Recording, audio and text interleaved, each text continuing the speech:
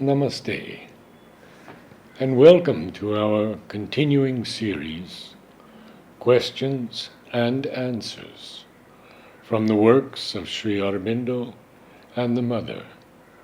Today, Consecration, Part 7, from Sri Aurobindo. It is obvious that poetry cannot be a substitute for sadhana. It can be an accompaniment only. If there is a feeling of devotion, surrender, etc., it can express and confirm it. If there is an experience, it can express and strengthen the force of experience. As reading of books like the Upanishads or Gita, or singing of devotional songs can help, especially at one stage or another, so this can help also. Also, it opens a passage between the external consciousness and the inner mind or vital. But if one stops at that, then nothing much is gained. Sadhana must be the main thing, and sadhana means the purification of the nature, the consecration of the being, the opening of the psychic and the inner mind and vital, the contact and presence of the divine, the realization of the divine in all things, surrender, devotion, the widening of the consciousness into the cosmic consciousness, the self, one in all, the psychic, and the spiritual transformation of the nature. If these things are neglected, and only poetry and mental development and social contact occupy all the time, then that is not sadhana.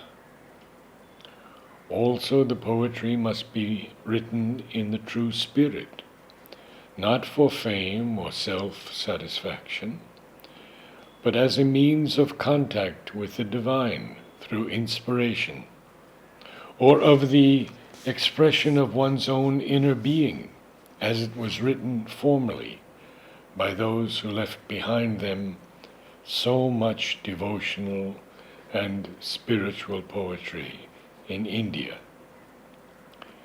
It does not help if it is written only in the spirit of the Western mind or literature. Even works or meditation cannot succeed unless they are done in the right spirit of consecration and spiritual aspiration, gathering up the whole being and dominating all else. It is the lack of this gathering up of the whole life and nature, and turning it towards the one aim, which is the defect in so many here, that lowers the atmosphere and stands in the way of what is being done by myself and the Mother. 1905, 1938.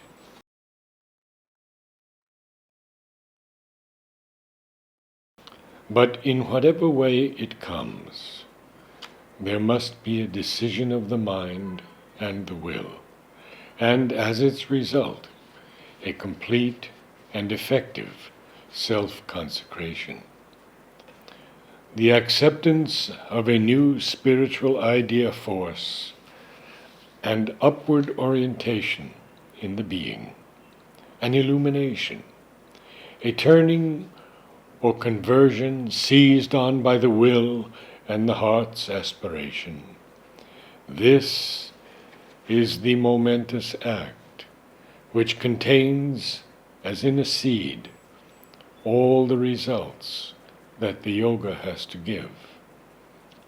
The mere idea or intellectual seeking of something higher beyond, however strongly grasped by the mind's interest, is ineffective unless it is seized on by the heart as the one thing desirable, and by the will as the one thing to be done. For truth of the Spirit has not to be merely thought, but to be lived. And to live it demands a unified single-mindedness of the being. So great a change as is contemplated by the yoga is not to be effected by a divided will or by a small portion of the energy or by a hesitating mind. He who seeks the divine must consecrate himself to God and to God only.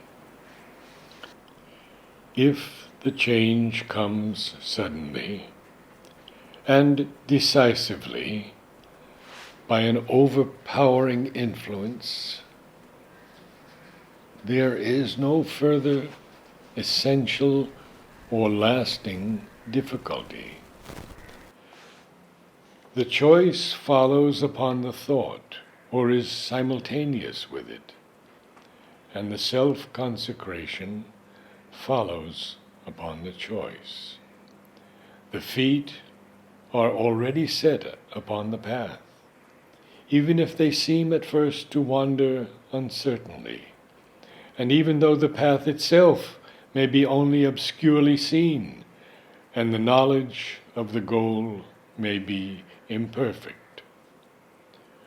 The secret teacher, the inner guide, is already at work. Though he may not yet manifest himself, or may not yet appear in the person of his human representative.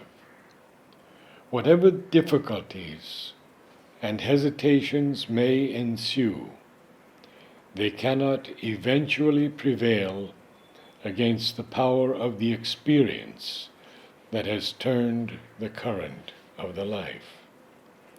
The call, once decisive, stands. The thing that has been cannot eventually be stifled.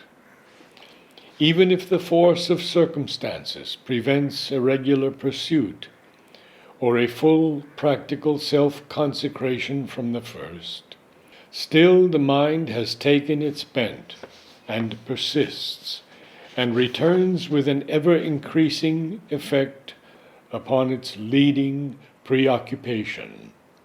There is an ineluctable persistence of the inner being, and against it circumstances are, in the end, powerless, and no weakness in the nature can for long be an obstacle. But this is not always the manner of the commencement.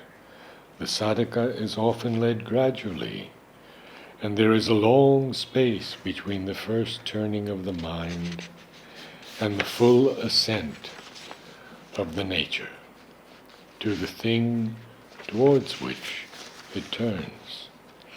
There may at first be only a vivid intellectual interest, a forcible attraction towards the idea, and some imperfect form of practice. Or perhaps there is an effort not favored by the whole nature, a decision or a turn imposed by an intellectual influence or dictated by personal affection and admiration for someone who is himself consecrated and devoted to the highest. In such cases, a long period of preparation may be necessary before there comes the irrevocable consecration, and in some instances it may not come.